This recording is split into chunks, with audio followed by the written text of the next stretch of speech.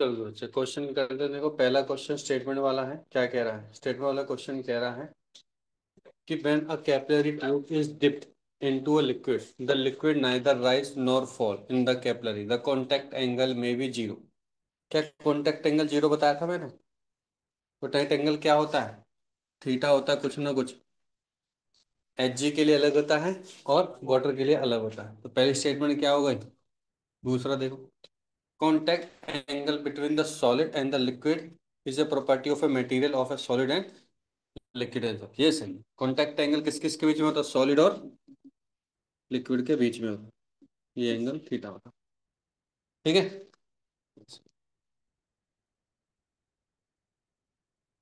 Next, contact angle between solid and liquid the property. ठीक है देखो, वो वाला क्वेश्चन सुबह आया और ये वाला क्वेश्चन शाम को आया। सोच रहे हो? बस पहले वाली स्टेटमेंट तो बिल्कुल ही उसकी दूसरी थी, इसकी पहली थी, तो ये तो करेक्ट हो गई। The rise of the liquid capillary tube does not depends on the inner radius. क्या राइज? राइज मतलब एक तरीके की हाइट हो गई। क्या हो गई बच्चों? हाइट। याद करो कल हमने एक फॉर्मूला ड्राइव किया था। फॉर्मूला ड्राइव किया था हमने कुछ ऐसा कि रो जी एच किसके बराबर था बच्चों? 2s by capital R. इस तरीके से याद करो। तो एच की वैल्यू क्या हो गई? 2s by rho g R. और आर को मैंने माना था आर अपॉन में, ये आर क्या था? Inner radius of tube. तो क्या ये ट्यूब की इनर रेडियस के ऊपर डिपेंड कर रहा है?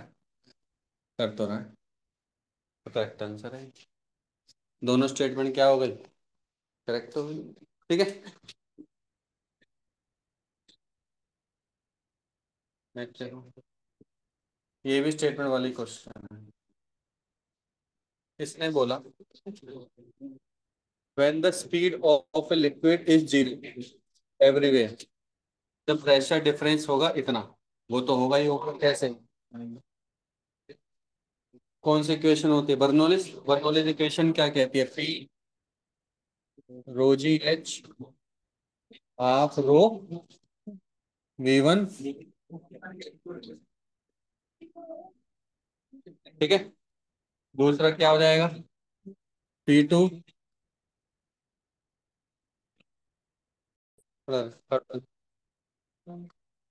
P two S two half rho we two square.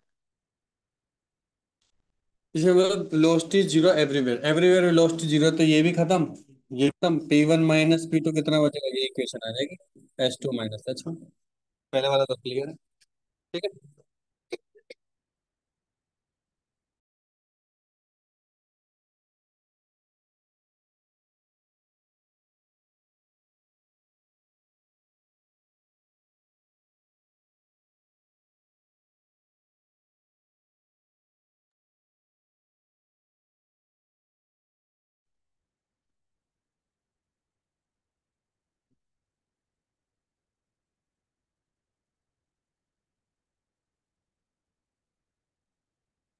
ये हो गया। सेकेंड वाला पढ़ो देखो। In venturi tube shown 2GH equal to V1 minus V two का स्क्वायर। ये भी हमने पढ़ा था। कैसे? हमने बोला था जो प्रेशर डिफरेंस होगा, सॉरी जो वेलोसिटी डिफरेंस होगा, वो 2GH ही आया था। हमारा क्या आया था? 2GH आया था, जिसमें एक की जीरो आने के बाद वो किसके बराबर था? अंडर रूट ऑफ 2GH बन जाता था। तो ये भी करेक्ट है। दोनों स्टेटमेंट क्या है? करेक्ट।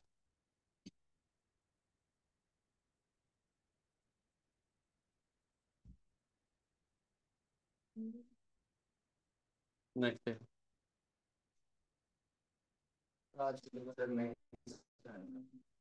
हम्म। चलो कर दिया था तुमने। चलो बहुत बहुत मुबारक। Big drop is formed by. इतना बिग ड्रॉप फॉर्म किया मतलब कि 1,000 स्मॉल ड्रॉपलेट से एक बिग ड्रॉप बनाएंगे। तो सरफेस एनर्जी कितनी हो जाएगी? याद करो हमने क्या पढ़ा था इस तरीके को। कैसे? पहले हम रेडियस निकालेंगे। क्या निकालेंगे? रेडियस। तो रेडियस जब हम निकालेंगे तो रेडियस कैसे होगा बच्चों? बिग ड्रॉप और इसका रेडियस का मतलब कि वॉल्यूम तो सेम ही रहेगा। तो मतलब कि 4/3 पाई टू 1,000 टाइम्स 4/3 पाई आर के। कैपिटल आर की वैल्यू 10 आर। तो बिग ड्रॉप बना है, बिग ड्रॉप बना है, तो हमें क्या निकालना था बच्चों? Surface energy. सरफेस एनर्जी क्या होता है? S into del. डेल मतलब change in area. Change in area मतलब कि सरफेस एरिया, मतलब कि किससे बना है? इससे इससे बना है। वो तो हमें सिंपल मल्टीप्लाई तो करना है। ठीक है, तो कितना हो जाएगा? Surface energy will, surface energy will become कितनी हो जाएगी पहले से? तो पहले सरफेस एनर्जी कितनी थी आपकी, उसमें से फिर इसको डिवाइड करके चलना। ठीक है, तो पहले देखो 100 स्मॉल वाटर ड्रॉपलेट की सरफेस एनर्जी कितनी हो जाएगी? आप बोलोगे 1000 into pi R, 4 pi R square, ये हो जाएगी। और बड़े वाले की क्या हो जाएगी? 4 पाई आर स्क्वायर माइनस के 1000, 4 पाई आर स्क्वायर, ये हो जाएगी। बस सिंपल क्या करना है बच्चे? मैं तो ये बोलूंगा कि आप कैपिटल आर की वैल्यू पुट करोगे। क्यों? क्योंकि पहले तो ये थी ना, ड्रॉपलेट थे, ये कन्वर्ट हुए किस में? बिग ड्रॉप में। तो पहले वाले की कितनी रह जाएगी? पहले वाले की एसओ 1000, 4 पाई आर स्क्वायर, वो कन्वर्ट हो गई इसमें। ठीक है, बस रेशो लेना, आंसर आ जाएगा। ठीक है, क्लियर है?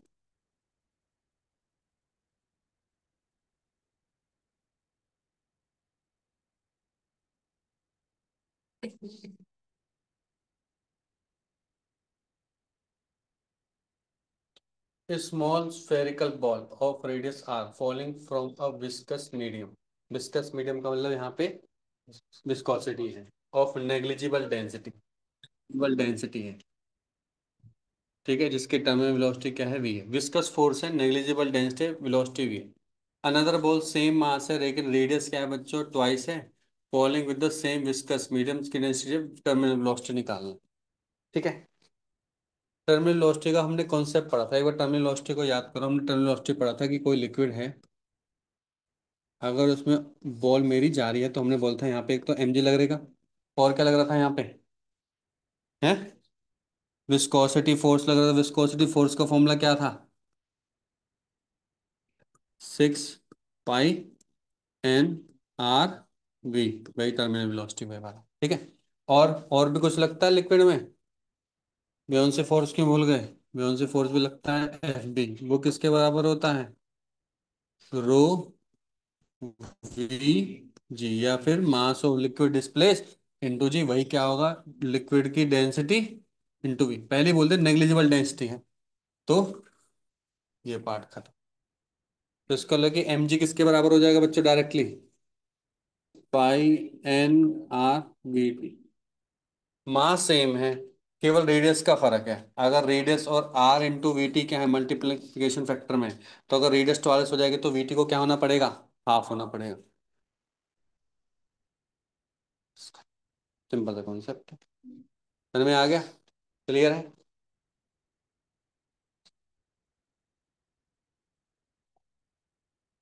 नहीं, 8 equal drop of water are falling through the air with a steady speed, इतना है। If drop coalesce the new velocity, कैसे करें इसको न्यू वेलोसिटी वाले कॉन्सेप्ट को? इससे, हाँ, टर्मिनल वेलोसिटी से करेंगे, करेक्ट। पर टर्मिनल वेलोसिटी का और रेडियस से कोई है रिलेशन? हाँ भैया, क्या रिलेशन है टर्मिनल वेलोसिटी का और रेडियस से? है, बस ऐसे ही तो हो, तुम लिखते हो फॉर्मूला आ जाते हो बढ़ के। मेरे ख्याल से ऐसा कुछ होता, 2/9 रो माइनस सिग्मा, नहीं पहले सिग्मा माइनस रो होता है, सॉरी, क्योंकि डूब रहा है ना। Sigma minus rho divide by eta g R square. तो वीटी का डायरेक्टली प्रोपोर्शनल क्या है? आर। आपको सिंपल क्या करना है, इस वाले की तो जो थी रेडियस मान के चलो आर थी, इस वाले की क्या निकालना बच्चों? कैपिटल आर निकालने। जो भी इसका होगा वो आ जाएगा बस। तो रेडियस बताने कितनी रेडियस है। अगर ट्वाइस ऑफ रेडियस आ जाती है, अगर ट्वाइस ऑफ रेडियस आ जाती है तो वहां पे 2r का स्क्वायर कितना हो जाएगा बच्चों? 4r square. तो 10 है, तो 10 इंटू 4 कितना हो गया? 40 आंसर आता है। कितना आएगा? 40 आंसर है। वैसे भी 8 है, ऑफ कोर्स सी बात है, 8 का क्यूब रूट निकाल दो, कितना होगा? 2। यही तो करना है, मैं हर बार तो यही करता है, 1000 का क्यूब रूट, 729 का क्यूब रूट। हमेशा हमें यही निकालना होता, तुरंत भी कर सकते हो, इतना भी करने की जरूरत नहीं जबरदस्ती। 4/3 पाई आर क्यूब, दिमाग तेजी से चलना चाहिए ना, कि अगर स्मॉल स्मॉल ड्रॉपलेट है तो उसको हमें क्या निकालना है, क्यूब रूट निकालना है। 8 का क्यूब रूट क्या होता है, 2। तो ट्वाइस ऑफ रेडियस हो गई। अगर रेडियस अगर 10 है सिंगल आर के लिए, तो 4 आर स्क्वायर लेके कितने हो जाएगी, 40। खत्म आंसर। समझ में आ गया, क्लियर है। नेक्स्ट।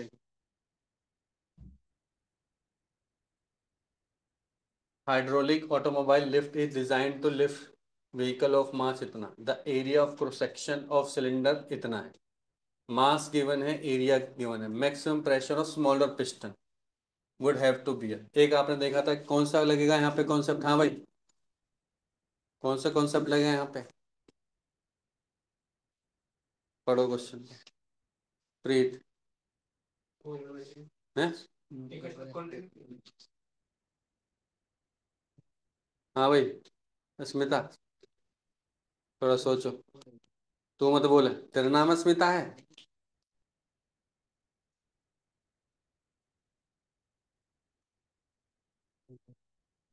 रजत। हाँ तो क्या है, पास कर लो, क्या था, पास कर लो। पास कर लो क्या कहता है, जो वन साइड प्रेशर होगा वही दूसरी साइड पे भी सेम प्रेशर जनरेट करेगा। हाँ, वहां पे फोर्स अलग अलग होंगे। फोर्स क्या होंगे, अलग अलग, मतलब कि F1/A1, F2/A2, या फिर वॉल्यूम भी क्या था, वॉल्यूम कंजर्वेशन था। वॉल्यूम कंजर्वेशन था मतलब V1 = V2 था। वॉल्यूम क्या होता है, A1/H1 = A2/H2, ये अलग अलग होंगे। हो गया। तो भैया प्रेशर तो तुम, ये मास है mg निकल जाओगे, एरिया यहाँ से गिवन है, इसको मीटर स्क्वायर में कर देना क्योंकि पास्कल में गिवन है बस। तो सिंपल फोर्स अपॉन एरिया करना है। बता इससे इजी क्वेश्चन क्या आ सकता है तुम्हारी जिंदगी में। भाई पहले वाले में प्रेशर पूछा, दूसरे वाले के बराबर होगा, खत्म क्वेश्चन। समझ में आ गया।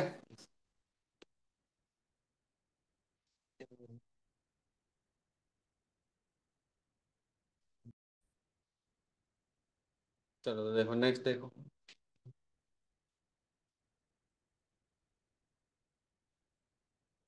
N air bubble of volume इतना है, ठीक है, एयर बबल ऑफ वॉल्यूम इतना है, rises from the bottom of the lake 40 metre deep to the surface ऐसे at a temperature 12 degree Celsius.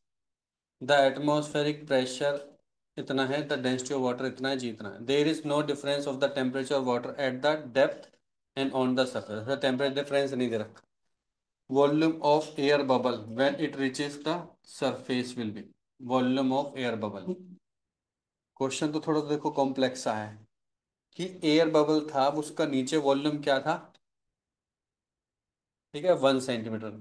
जब वो बिल्कुल सरफेस से पहुंच गया, जो कि हाइट कितनी है उसकी, 40 मीटर डीप है, बाकी कुछ भी इंपॉर्टेंट नहीं है क्योंकि टेम्परेचर से हमारा कोई लिंक नहीं है। तो बताओ 40 सेंटीमीटर पे उसका वॉल्यूम पे क्या फर्क पड़ जाएगा, कैसे करें। कुछ चीज कंजर्वेशन होगी यहाँ पे। हम्म, वॉल्यूम का किसके साथ कंजर्वेशन कर सकते हैं हम, मल्टीप्लाई में। अच्छा हाँ, ये तो कॉन्सेप्ट उसका आ गया। कांस्टेंट टेम्परेचर में कौन से वो होते हैं, आइसोथर्मल। हाँ आइसोथर्मल का तो मैं नहीं पता, वो मुझे बताना पड़ेगा। यहाँ पे आइसोथर्मल का जो नेक्स्ट चैप्टर है उसका कॉन्सेप्ट है, तो आइसोथर्मल का कॉन्सेप्ट लगेगा। आइसोथर्मल क्या कहता है, टेम्परेचर इज सेम, कहाँ पे भी होगा टेम्परेचर, हर एक मॉलिक्यूल का हर जगह सेम रहेगा। तो अगर टेम्परेचर सेम होता तो आपने एक इक्वेशन पढ़ी केमिस्ट्री में, कौन सी, PV = NRT। जब temperature same, gas constant N भी सेम होता तो पीवी क्या करता है, वो भी कांस्टेंट हो गया। तो मतलब कि at the bottom P1 V1 constant होगा, at the top P2 V2 constant. P1 P2 क्या है, प्रेशर। V1 V2 क्या है, वॉल्यूम। क्या हमें V पता है, V2 निकालना है। क्या हमें P1 पता है, डेप्थ पे कितना है, P0 भी है, P0 भी तो है, P0 + ρgh। और P2 पे कौन सा प्रेशर है, ओनली P0 ही बस। P0 से P0 कटा, काटना भी क्यों है, सिंपल करना है, आंसर निकालना, निकल जाएगा। समझ में आ गया।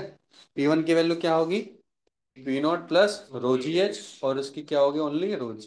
V1 की वैल्यू दे रखी है, V2 की वैल्यू निकल जाएगी।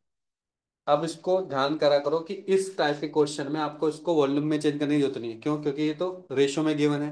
तो अगर ये वॉल्यूम ले लो तो उसका भी सेंटीमीटर क्यूब में आराम से आ जाए। कहीं तुम फिर टाइम वेस्ट करो इसमें कि पहले इसको मीटर क्यूब में कन्वर्ट करो, कब करने की जरूरत नहीं है, क्योंकि P1/P2 इक्वल टू क्या हो जाएगा, V2/V1, रेशो तो सेम ही रहेगा। समझ में आ गया?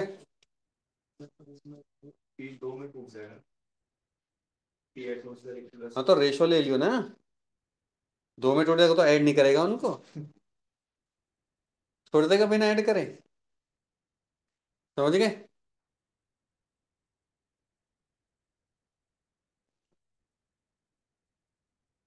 The height of a liquid column, height of liquid column raise in a capillary tube, capillary tube वाला क्वेश्चन आ गया, in of a certain radius when dipped in a liquid A vertical is 5 centimeter, 5 centimeter है। if the tube is dipped in a similar manner in another liquid of B जिसका of surface tension and density double than A, then the height, बताओ height का formula बताओ भाई। Height का क्या था formula? अभी बताया था मैंने, कैसे समझाया था मैंने, समझाया था इसको कैसे याद करना, देखो rho ji H must be equal to 2s/r, बताया था। एच यहाँ पे किसके बराबर आ जाएगा, 2s/में रो जी आर। मेरे ख्याल से यहाँ पे रेडियस बोला है ट्यूब का, और यहाँ पे इस आर की जगह मैं पुट कर सकता हूँ r/cos थीटा। तो मेरे ख्याल से उसने यहाँ पे केवल दो वेरिएबल ही हैं, एस और सरफेस टेंशन डेंसिटी, दो है। समझ में आ गया? सरफेस टेंशन और डेंसिटी का ही बोल रखा है। तो H1 जो भी हो, H2 उसने बोला है क्या हो जाएगा, दोनों के दोनों डबल हो गई। डबल तो रेशो में सेम ही है, सेम ही है। तो मुझे क्या निकालना पड़ेगा, 5 सेंटीमीटर ही तो आएगा। मीटर में पूछा, बता 0.05 मीटर। खत्म क्वेश्चन। समझ में आ गया? हाँ भाई।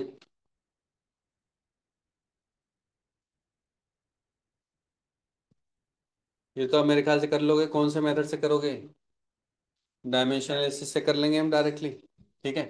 फ्रीक्वेंसी का क्या होता है तो बताइए, dimension formula T-1।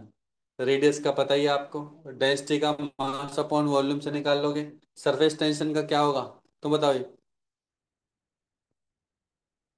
Surface tension मारिए उसको। फोर्स अपॉन में क्या होता है, length.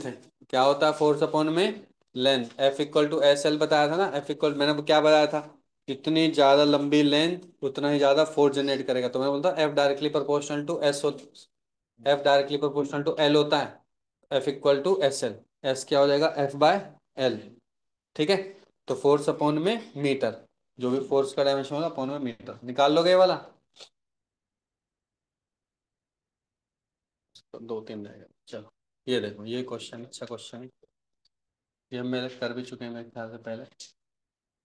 Consider a cylindrical tank of radius 1 metre, इसकी रेडियस है 1 मीटर, इसकी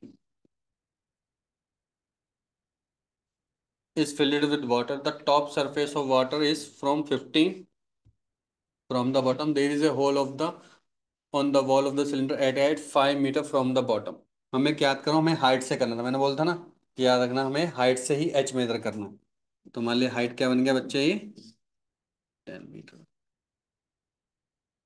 एक अलग से फोर्स लगाया गया है, अलग से याद करो, हमने हमने करा था कि हमने इसको फोर्स को कंसीडर नहीं करता, इस बार अलग से एक पिस्टन के थ्रू फोर्स लगा रहे हैं।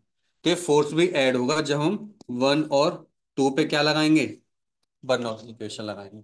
तो एक्स्ट्रा फोर्स, सॉरी मुझे बोलना चाहिए extra pressure, extra pressure generate हो। प्रेशर कैसे निकालेंगे, फोर्स गिवन है, एरिया कहाँ से निकलेगा, रेडियस गिवन है, रेडियस गिवन है ना, रेडियस गिवन है। तो πr² से आप डिवाइड कर देना, प्रेशर निकल जाएगा। अब वही पूछा है कि इसने मुझे यहाँ पे इसकी स्पीड ऑफ इफ्लक्स, इसकी स्पीड निकाल। ठीक है। याद करो मैंने आपको एक और पॉइंट समझाया था कि यहाँ पे इसका एरिया नहीं दे रखा, एरिया इसको क्या मानेंगे फिर हम, नेग्लिजिबल। जब हमने इसके एरिया को नेग्लिजिबल माना तो हमने इसकी स्पीड को क्या मानते फिर हम, नेग्लिजिबल मान। क्यों? क्योंकि सर ये होता है A1 V1 = A2 V2। जब A2 को हम नेग्लिजिबल तो V1 ऑलमोस्ट क्या हो जाएगा बच्चे, जीरो के बराबर। इसका मतलब कि जब हम rho half rho we one square लिखेंगे तो हम यहाँ पे rho half V one square नहीं लेंगे, काट देंगे, बाद में लिखेंगे पर अब काट देंगे बाद में। समझ में आ गया? तो हम पहले वन पे और टू पे क्या लगाते हैं बच्चों, प्रेशर लगाते हैं। तो देखो कैसे होगा, P1 rho ji H one half rho we one square plus ये एक्स्ट्रा प्रेशर आ गया, फोर्स आ गया, तो जो आ गया 5 10 to the power 5 pi one का स्क्वायर। ये एक्स्ट्रा प्रेशर आ गया पी यहाँ तक। पी टू पे देखो, P2 rho ji H two half rho we two square. तो रो जी एच वन माइनस रो जी एच टू का ही फर्क है कितना, 10 सेंटीमीटर। तो मैं 10 मीटर इधर लूंगा फिर, क्योंकि दिस माइनस दिस है, तो ये पार्ट को मैं क्या कर रहा हूँ, कैंसिल। ये पार्ट को मैं क्या कर रहा हूँ, कैंसिल। क्यों, अभी बताया था V1 के जीरो होने की वजह से, तो दो पार्ट तो बच कट गए। P1, अब P1 कौन सा प्रेशर आ रहा है इसके अलग से ऊपर, एटमॉस्फेरिक। ये भी काट दो बस, दोनों पे एटमॉस्फेरिक प्रेशर करके, तो बचा किसके बराबर only, rho ji H one plus 5 × 10 to the power 5 divide by pi equals to half rho. बता कितना आसान बच गया, बस खत्म। V2 की वैल्यू निकालनी है। रो लिक्विड का पता है, जी पता है, H1 10, ये वैल्यू निकल गई हाफ रो लिक्विड का पता है इंटू V2 की वैल्यू निकालनी है बस आपको। समझ में आ गया? कर लोगे? ये इक्वेशन दोबारा देख लो कैसी लिखी है मैंने। हमेशा यही हाइट ही लेनी होती है टॉप की। रो हाइट कैसे लेनी होती है, रो जी एच वन माइनस रो जी एच टू होती है। तो हम रो जी एच टू को जीरो पुट कर देते हैं और 10 मीटर मतलब जो भी मीटर होगी टॉप वाली वो हम इधर पुट कर देते हैं। ठीक है, बाकी कंडीशन के ऊपर है कि V1 वेलोसिटी जीरो हम कब लेते हैं, V1 वेलोसिटी जब भी उसका एरिया डिफाइन नहीं है। जब भी उसका एरिया डिफाइन नहीं है, एरिया डिफाइन नहीं करेंगे तो हम नहीं निकाल सकते। एरिया बता दो तो हम V1 निकाल लेंगे, क्योंकि इसका तो एरिया दे ही रखा है हमें, बड़े वाले का तो देखो एरिया दे ही रखा है। हमें क्या दिक्कत है, इसका दे रखा है, इसका नहीं दे रखा। इसका नहीं दे रखा तो हम इसका नेग्लिजिबल एरिया मान के V1 को मान लो जीरो, आंसर निकल जाएगा अप्रोक्सीमेशन मेथड से। क्लियर हो गया, समझ में आ गया?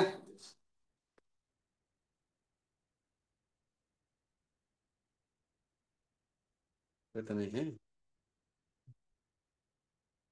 Two cylinder vessel of equal cross section area 16 centimetre square contain water up to a height इतना and इतना। cross sectional area दे रखा है। The vessel are interconnected so that the water level in them become equal. Work done by the force of gravity due to during the process। देखो अच्छा question है। आपको याद हो हमने ऐसा कुछ क्वेश्चन किए थे ट्यूब वाले ऐसे। ठीक है, हमने बस ये बोला था अगर वाटर लेवल डिफरेंट डिफरेंट है तो इक्विलिब्रियम पे सेम लेवल पे आ जाएंगे। तो उसने वही बोला, देखो क्रॉस सेक्शनल एरिया दे रखा है, इसका क्रॉस सेक्शनल एरिया दे रखा है कितना, 16 सेंटीमीटर स्क्वायर दे रखा है। Contain water up to at 100 and 150 metre. मान के चलो 100 यहाँ तक है, 150 यहाँ तक है। कुछ टाइम बाद क्या हो जाएगा बच्चों, यहाँ पे सेम लेवल पे आ जाएंगे। और आपको पता है सेम लेवल कितना हो जाएगा, मेरे ख्याल से 100 यहाँ पे है, 150 यहाँ पे है, तो एवरेज वैल्यू कितनी हो जाएगी, 125/20। तो इसी के बेस पे हमें क्या निकालना है, वर्क डन निकालना है। वर्क डन क्या होता है, फोर्स इंटू डिस्प्लेसमेंट। इसने कितना डिस्प्लेस किया यहाँ से लेकर यहाँ तक, 25 सेंटीमीटर। बस हमें क्या निकालना है, फोर्स निकालना है। क्या निकालना है, फोर्स निकालना। दोनों ने ही शिफ्ट किया, बल्कि मैंने दोनों साइड पे वर्क डन निकालना पड़ेगा। तो इसकी वजह से भी, और उसने भी 25 किया, इसने भी 25 किया, दोनों पे वर्क डन निकालना पड़ेगा। ठीक है, तो वर्क डन निकालेंगे कैसे, पहले तो वो देखेंगे। उससे पहले और तो कुछ नहीं निकालना, हाँ बस। अब देखो, देखो ये वाला लिक्विड तो एक तरीके का कांस्टेंट ही है, मानते हो कि नहीं मानते? तो मुझे तो बस इस वाले लिक्विड के बारे में स्टडी करना है। अब ये लिक्विड का एक सेंटर पॉइंट हमें ग्रेविटी मानना पड़ेगा, यस और नो। और सेंटर पॉइंट ग्रेविटी आपकी होगी यहाँ पे, ऐसे ही। चलो पहले तो इसका देखते हैं, ऐसे ही इसका होगा, तो इसकी सेंटर पॉइंट ग्रेविटी होगी यहाँ पे। ठीक है, वर्क डन होता क्या है फॉर्मूला, फोर्स इंटू डिस्प्लेसमेंट, या फिर दूसरा होता हमने पढ़ा है mgh। यहाँ पे दो होंगे, mg। ठीक है, मास के बारे में नहीं दे रखा, डेंसिटी के बारे में दे रखा। तो आपको पता है एम की जगह मैं लिख सकता हूँ rho into V, GH1। V same है, वॉल्यूम में डिफरेंट है, डेंसिटी सेम है। ठीक है, आराम से करेंगे। देखो ये भी क्या हो जाएगा, डेंसिटी सेम, वॉल्यूम डिफरेंट, जी, और हाइट भी different। यहाँ तक बताओ कोई दिक्कत तो नहीं है? ठीक है, तो मेरे ख्याल से जो कॉमन है पहले वो बाहर ले लूँ, रोज ही बाहर ले लिया। अब वॉल्यूम निकालना, हाइट निकालना है। इसका वॉल्यूम कितना होगा देखो, एरिया दे रखा है। एरिया को अगर मैं किससे डिवाइड कर दूं, हाइट से डिवाइड कर दूं, तो मेरे को वॉल्यूम नहीं निकल जाएगा क्या? आराम से निकल जाएगा। सर वॉल्यूम होगा मेरा 16 इंटू 100। सर में आया कि नहीं आया? ठीक है, और इसकी हाइट क्या होगी बच्चों? हाइट होगी मिडल से। मिडल से ही तो मेजर करेंगे हाइट इसकी। मिडल से कितनी हो जाएगी इसकी? 50 प्लस रो जी। वॉल्यूम, वॉल्यूम कितना हो जाएगा बच्चे इसका? हाइट कितनी है इसकी? 150। तो ये हो जाएगा बच्चे 16 इंटू 150 मल्टीप्लाई बाय 75। करेक्ट, ये आ गया। अब इसको ऐसे ही रहने देते हैं हमें, ठीक है। वर्क डन का डिफरेंस निकालेंगे तब देखेंगे। अब निकालना है उसके लिए यहाँ पे कितना फाइनल पोटेंशियल एनर्जी बची। अगेन क्या लगेगा? यही लगेगा, तो मैं रोजी भार ले लिया। अब बताना एरिया। एरिया तो वही 16 ही है। हाइट कितनी रह गई अब? 100 ही रह गई, अब हो गए 125। और वो कितना हो गया बच्चे? 125 का हाफ, H1। ठीक है, प्लस रोजी सेम 16, ये भी 125, और ये भी 125 का हाफ। तो देखो ये तो पोर्शन लगभग लगभग क्या होगा, सेम सही है। तो देखो इसके एडवांटेज क्या है, 125 हाफ, 125 हाफ करके 125 भी बन जाएगा। तो ये रोज ही सेम, ठीक है। 2 टाइम्स, टू तो कट ही गया, हटाओ फिर, रोजी इंटू 16 इंटू 125 इंटू 120, ये आ गया ये वाला। इधर कर दोगे, माइनस करोगे तो कुछ ना कुछ आ जाएगा आंसर बस। समझ में आ गया? ये आंसर है बस। आप क्लियर है? बस क्या करना था, एमजीएच को सोचना था, और एमजी में क्या निकालना था, रो इंटू वी। रो सेम है क्योंकि हमें मास नहीं दे रखा, मास दे रखा होता तो हम आराम से कर लेते। तो मास हम कहाँ से कर लेंगे? रो इंटू वी से निकालें। क्लियर है?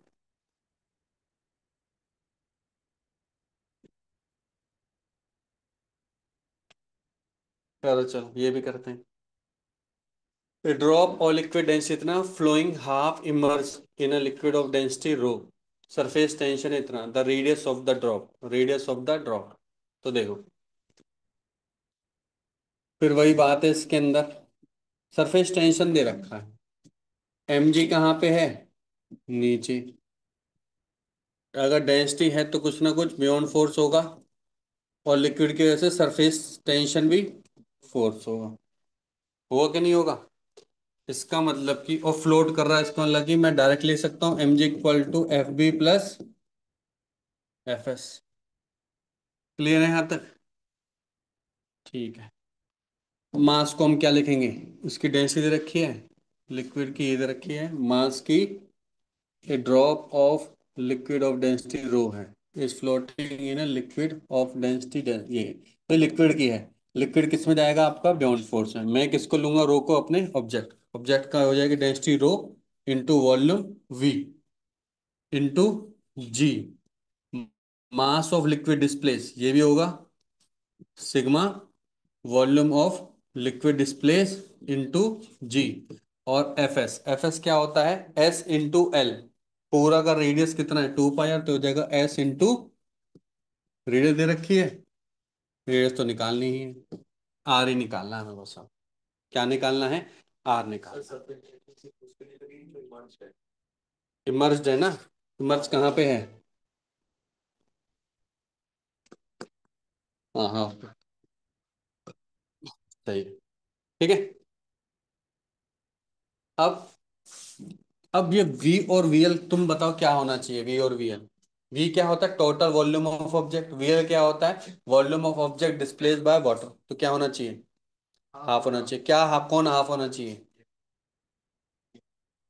नहीं, वीएल क्या, सुन दोबारा। वीएल होता है liquid, mass of liquid displaced by body. तो हाफ ही तो डिस्प्लेस किया है लिक्विड को, तो यहाँ पे भी ये हो जाएगा हाफ। ये तो गड़बड़ चेक करना चाह रहा था मैं, कहाँ पे तुम गड़बड़ करते हो। क्योंकि वॉल्यूम ये तो ऑब्जेक्ट का है, ऑब्जेक्ट का वॉल्यूम थोड़ा चेंज हुआ है, लिक्विड का वॉल्यूम चेंज हुआ, तो लिक्विड में V/2 हुआ। समझ में आ गया बच्चों। बाकी क्वेश्चन तो आप अब कर ही लोगे, बस खत्म हो गया क्वेश्चन। क्लियर है, हो जाएगा।